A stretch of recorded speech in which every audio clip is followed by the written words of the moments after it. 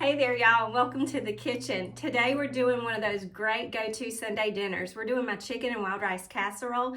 This is one that you could even throw together before you head out the door to church, and it is a great Sunday lunch. So first things first, we've got a lot of shortcut ingredients, but we do have to do a little bit of cooking to get this thing started.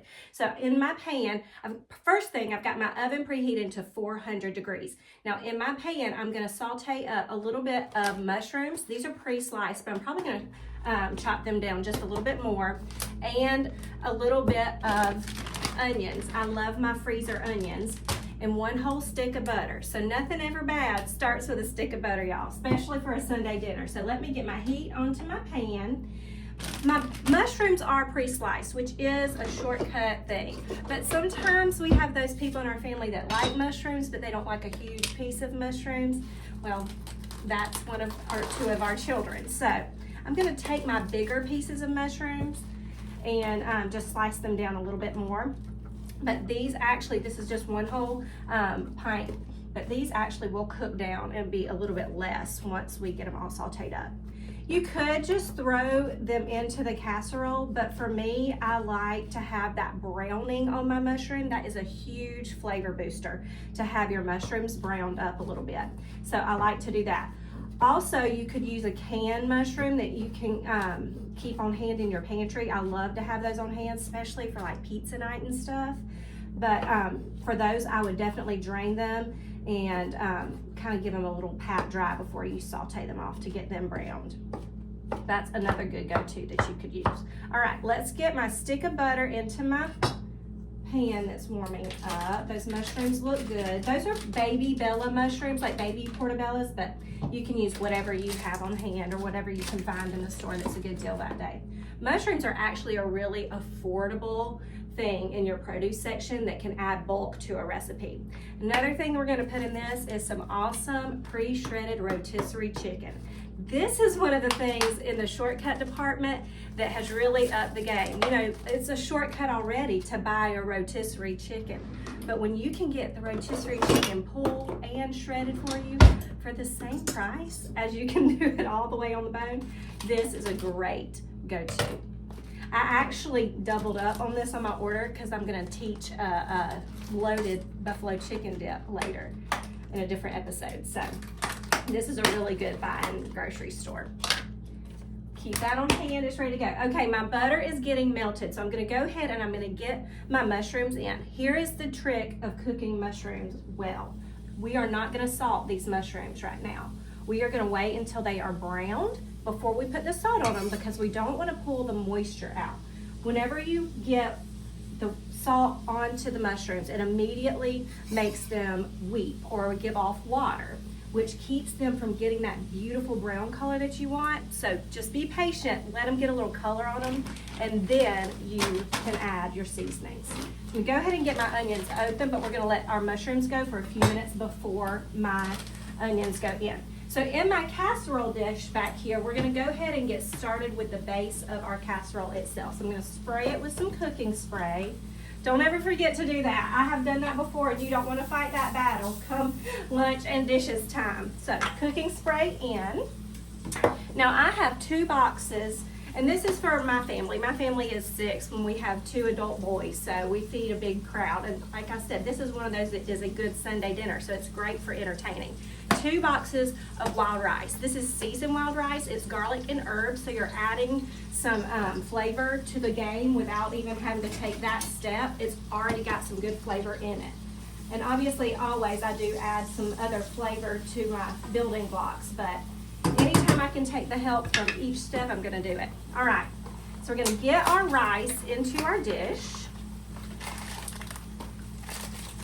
I may just go ahead and cut that too. 2 packets of this. And if you watched any previous episodes, I think last week's we did, or week before last, I showed you how to cook pasta in the oven without pre-cooking your pasta. Well, we're gonna do the same thing with the rice today. We're gonna cook the rice in the casserole pan without having to pre-cook the rice. It's just a step you don't have to do. And the trick to that is just like doing the pasta. You have to cover it tightly, trap that moisture in there, and then you're in business. All right, My mushrooms are starting to look really good. My butter is totally melted, so I'm gonna get this bag of onions into my mushroom mixture. And that's the equivalent of one good medium-sized onion going in. Get that stirred around.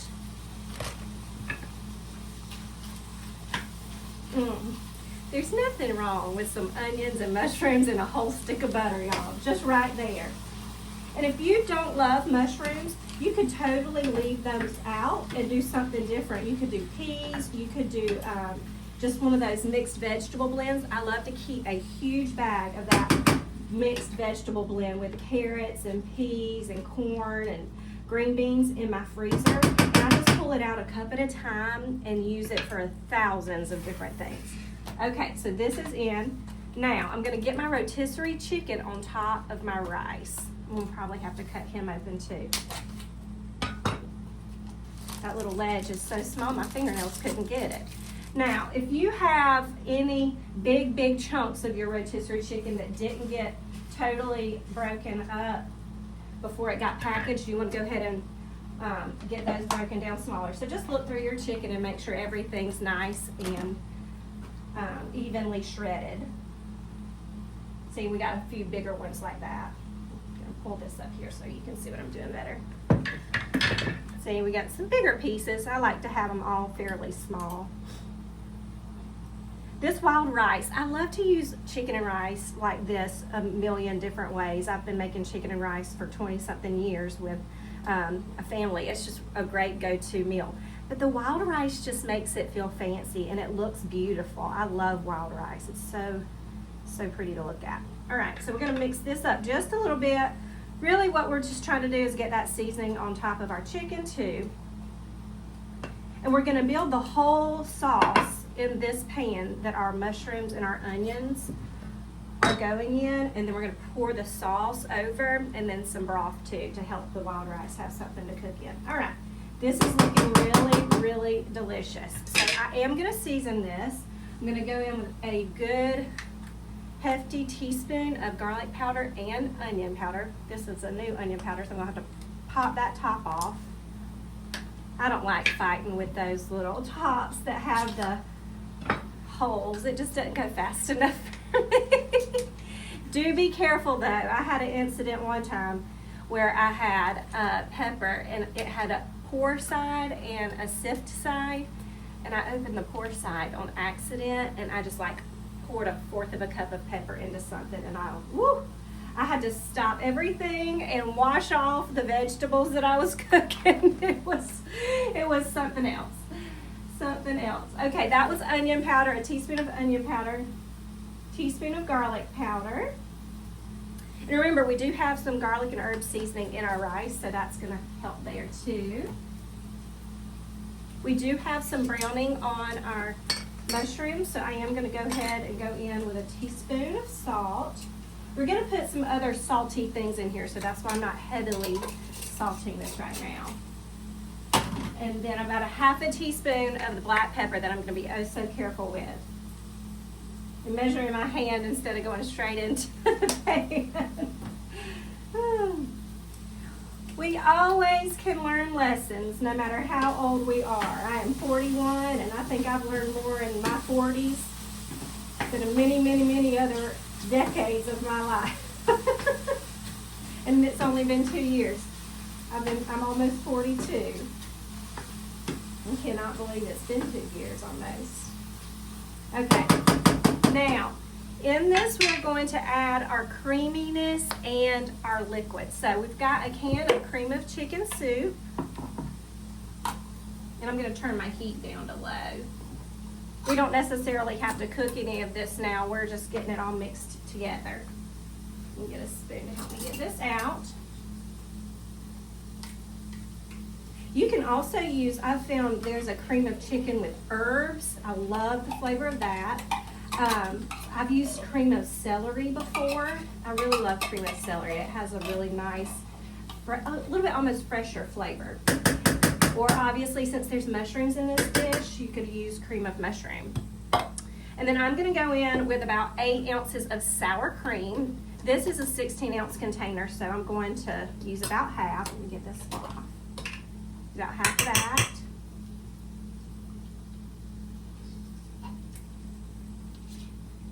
And you can tell with these ingredients, this is like a crusty, dusty go-to Southern Mama dinner. Okay, there's that. I'm gonna stir this around, and then I'm gonna get in some bouillon. Now, bouillon is like concentrated chicken flavor in this case. This is chicken bouillon. I'm gonna use some boxed stock, but my particular boxed stock has less sodium, and I want to kind of bump up that good savory flavor. So I'm gonna go in with a tablespoon of that chicken bouillon. You can also buy that in the bouillon cubes, but you do have to dissolve that in a little bit of water. Or you can dissolve that in your chicken broth, easy peasy. It just take an extra minute or few in the pan. All right, let's get that stirred around, and then we're gonna add some stock. Now I'm gonna add some stock just to get this mixed together, and then I'll add a little bit more stock when it gets all in the casserole dish together. This smells divine. Okay, let's get our stock to help this get moving. All together, we're gonna put about a cup of stock in here, and then I'm gonna put 2 more cups of stock into my dish so my rice has plenty of cooking liquid. And as almost everything, I eyeball. That's a 4-cup or a quart box of stock, so I'm doing that by feel. You just know at the end you want 3 cups, okay? I can tell what's a cup left. If you want to measure it, you absolutely can. A good trick though too, I like to say, if you've got a mason jar, then you've got a measuring cup. If you want to pour it out into a quart mason jar and help yourself look and make sure you've got 3/4 of your stock gone, that works really well too. All right, this is good and mixed together. I'm gonna get this poured over our chicken mixture and our rice. Get all this moved out of the way. Now, like I said, the key to this is going to be covering it very tightly. You don't want it to have any steam escaping. Oh, this is gonna be so good. Get my spoon out here and help my last few pieces of mushrooms and onions get in there. Here we go, buddy. And after this, I'm gonna teach you a good salad to go alongside of this. It's my mother-in-law's go-to Sunday salad. The homemade little ranch-ish dressing. I don't want to give it all away. Okay, now we're gonna get all that in there. You just wanna make sure that all of the mixture that just got poured over the top is good and mixed into your rice. You don't want any dry places of rice. And then, like I said, we're gonna pour over another bit of stock once we get all this mixed in to make sure there's enough moisture. Now that wild rice is gorgeous. See it popping up there? That's just that beautiful pop of black color. I love it up against all that creamy white of the chicken and mixture that we just poured over. Okay, beautiful. A little bit more stock gonna go on top of this. You want it to be pretty liquidy because obviously the rice has got to absorb some things, but not just soupy. All right. That looks great. Over the top of this, I am going to put a little bit of cheese. I've got some shredded cheddar jack. You can use whatever you want to. I would love like maybe a Monterey Jack or a white cheddar over this as well. And if you wanted to, you could add crackers or something like that on top. Those French onion toppers like you put on green bean casserole would be good too. But I'm going over with some cheese. Pre-shredded cheese for the shortcut. I go through this, so hence the huge bag. Just enough to cover the top. Probably about, I would say, 6 to 8 ounces. If you've got a regular size bag, you would probably want to use most of it. And this cheese is just gonna get golden and bubbly at the end because we're gonna take the foil off for the last few minutes of cooking and let the top get nice and golden. That's the trick to casserole, man. You want that good, rich, creamy interior, But that golden and bubbly top at the end is the telltale sign of a really, really good thing coming into your mouth. If the top's not looking good, it's not looking good for the inside. I'm just kidding. Okay, sometimes the brownest, most ugly things are our most favorite comfort foods, but it's just the way it is. We eat with our eyes first, so golden brown tops never hurt anybody. All right, I'm gonna get a big piece of foil.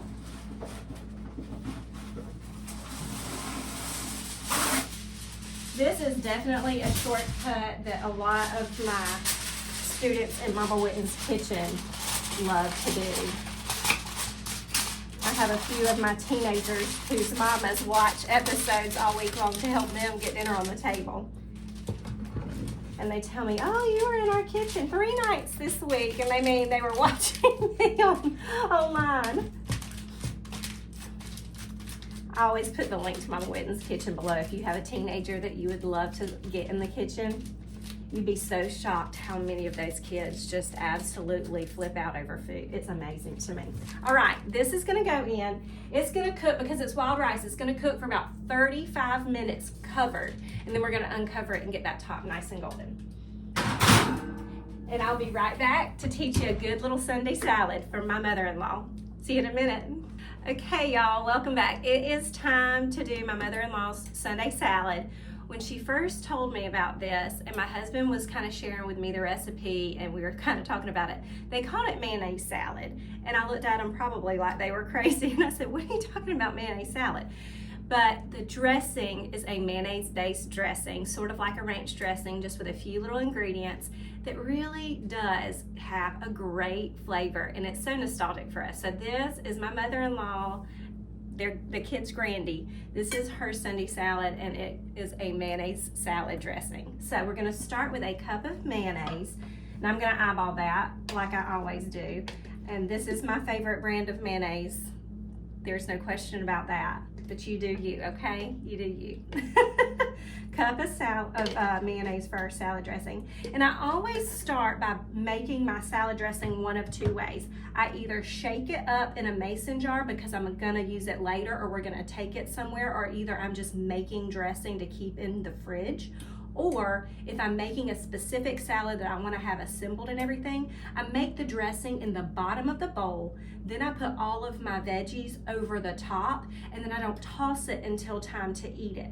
So unless it's something like a coleslaw where you want it to marinate, or a kale salad where it needs to kind of break down in the dressing for a little while, then you would go ahead and toss it and let it sit for at least 15-20 minutes. But in this case, this has got like tender romaine, or you could even use iceberg. She originally did use iceberg because they didn't buy romaine when in the 90s and the 80s. Just the iceberg was the lettuce of choice. But this is one of those with a like delicate lettuce, more or less, that would just wilt if you tossed it immediately. So I'm gonna make the dressing in the bottom of the bowl, then we'll toss it right as we're gonna serve it.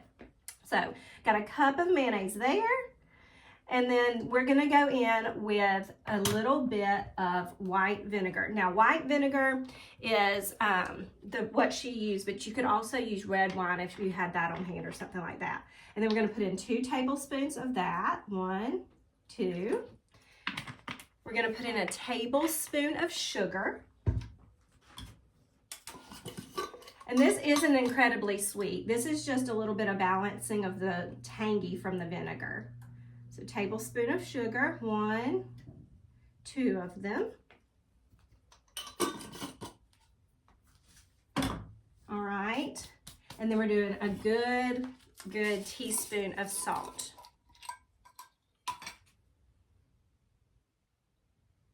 Now, I do like good black pepper in this, so I'm gonna do a whole teaspoon of black pepper as well. But again, you do you.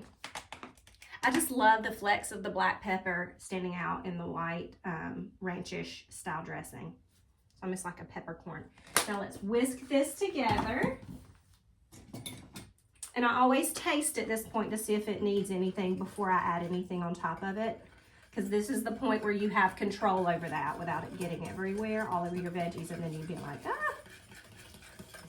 But I will always say, I salt my veggies as well. So once we get our veggies in here, they'll get treated with a little bit of salt before we move on and toss the dressing. All right, I'm tasting. I think by looking, I'm going to want a little bit more vinegar. Yep, I am. At least another tablespoon of vinegar. So maybe 3, or either my eyeballing was a little bit off.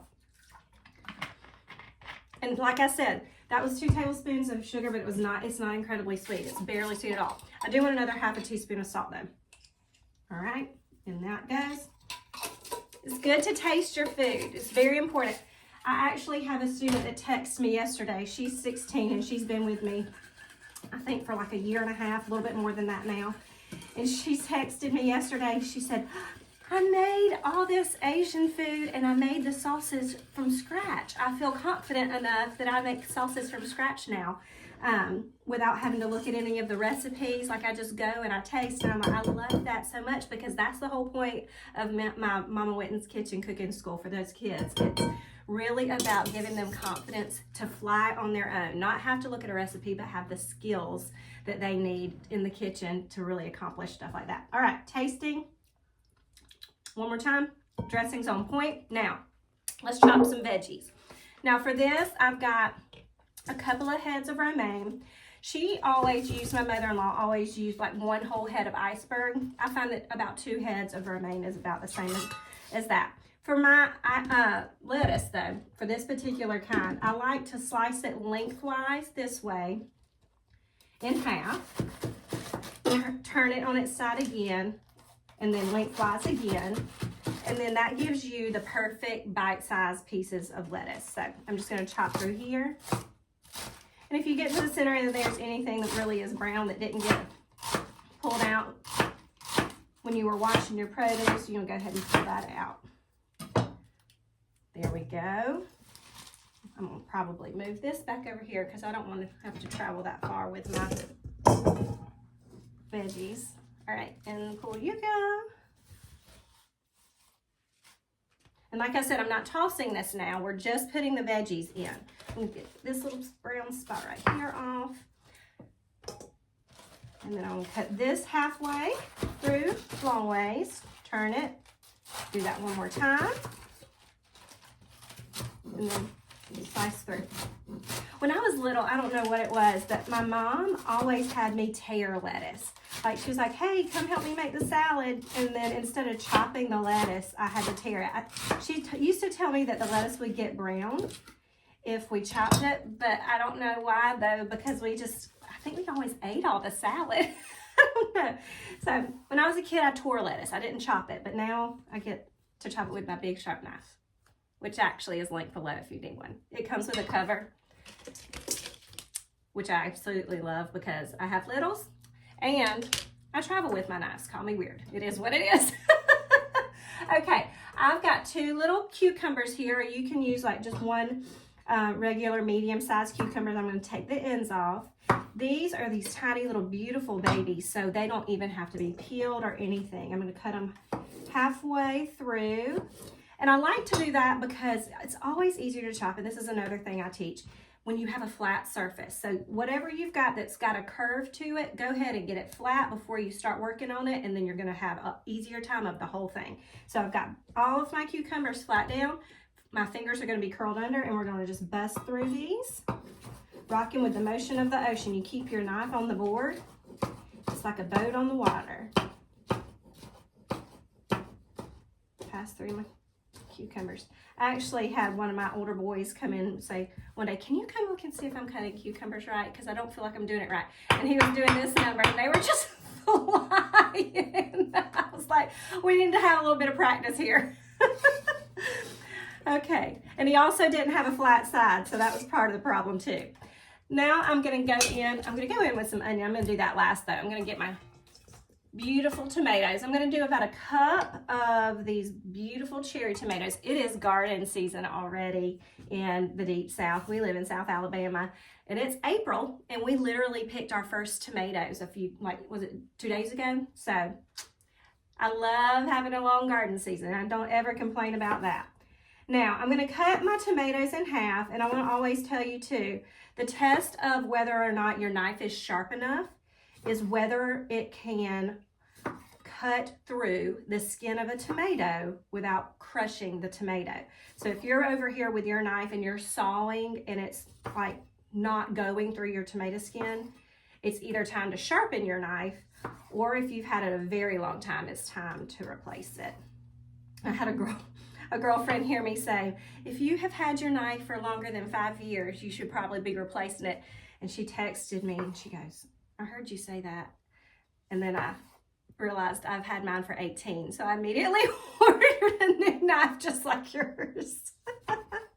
It's funny when people know you in real life and they're not just seeing you on YouTube, and then they see something that you say and they're like texting you, hey, I heard that you said. It's hilarious.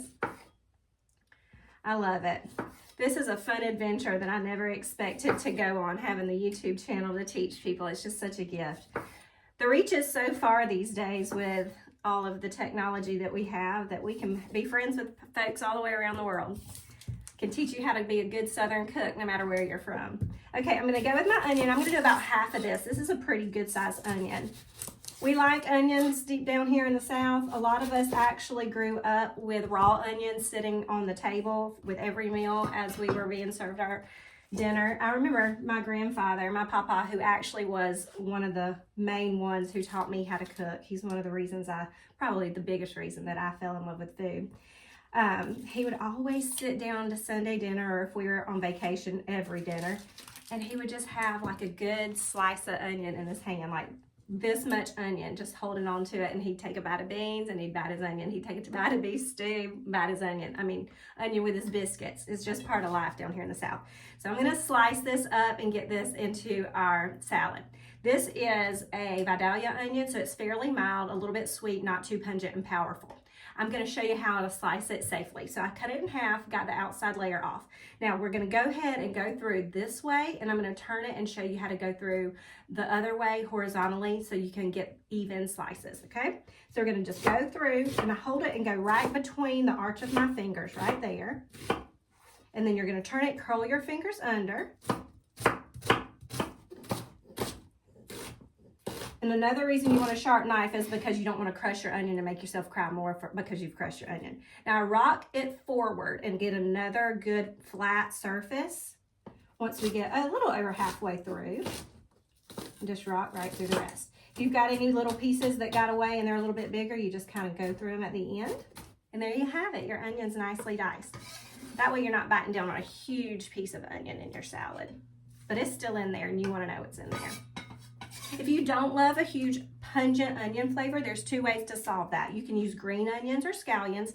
For a salad like that, I would use the whites and the greens. That's still very mild. And then you also could use a red onion or even a Vidalia onion. If you soak it in some ice water for a good few minutes and then just take it out, it'll take out a lot of that pungency. Now I'm gonna put a little salt on my veggies just so they're already seasoned before we toss this. Probably a little pepper too. And like at this point, this is ready for you to, again, make ahead of time before you go to church or wherever you're going, and come home, and all you have to do is toss it when it's time to serve. A little bit of pepper, and we're ready to go. Our casserole will be done in just a few minutes. I can't wait to show you how this meal comes together. I'll be right back. It smells amazing in here, y'all, and it's about time to take my chicken and wild rice casserole out of the oven. About 10 minutes ago, I took the lid off, and it's been going for about that time and getting nice and bubbly on top. I did bump the heat to 450 just so it gets a good crust. So let's toss our salad while we wait the last couple minutes for that to come out of the oven.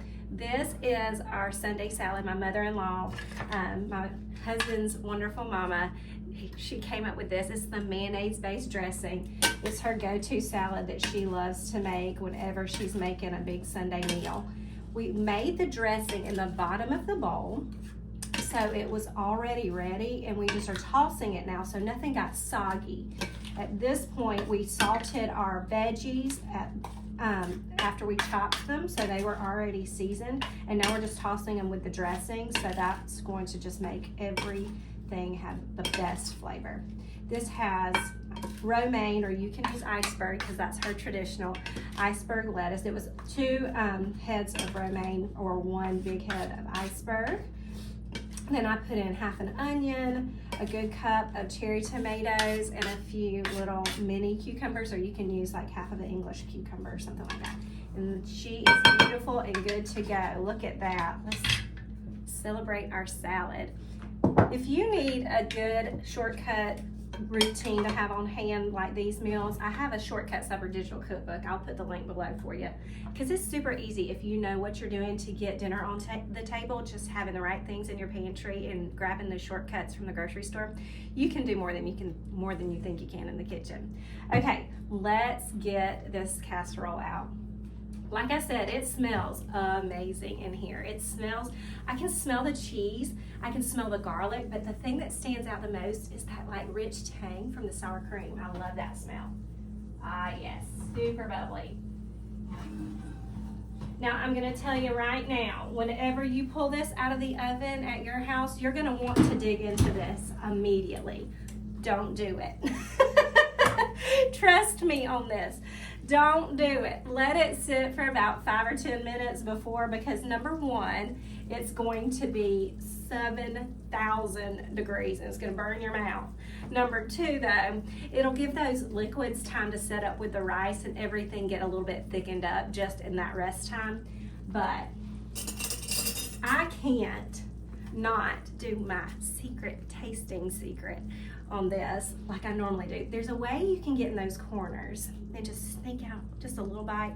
Now I'm probably gonna have to blow it for a good 30-45 seconds. Well, fast forward that part. But you can get in the corner and you can sneak a taste just to make sure it's fine, because you're in charge. You cooked this. It's your job to make sure it's fine and everybody's gonna be happy before they eat it. Now, like I said, I'm gonna blow it.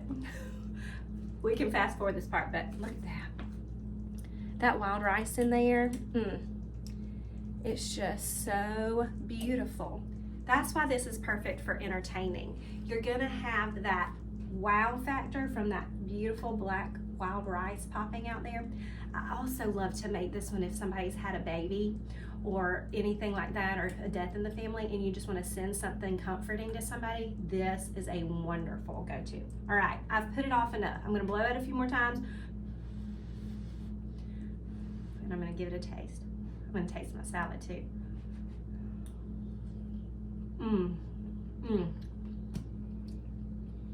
Comfort food to the max, but so simple. Mega savory, super creamy, super delicious. Now, like I said, let that sit for about 10 minutes before you serve it, and you'll be a lot happier because you won't have to stare at it on your plate. Okay, I'm tasting my salad, and then I'm taking lunch upstairs to the family. Make sure you go down there and grab the links below. I'll have some of my other things, my Amazon things like my wooden spoons and stuff linked down there, and my knife with the cover. But I'll set the link to Mama Witten's kitchen.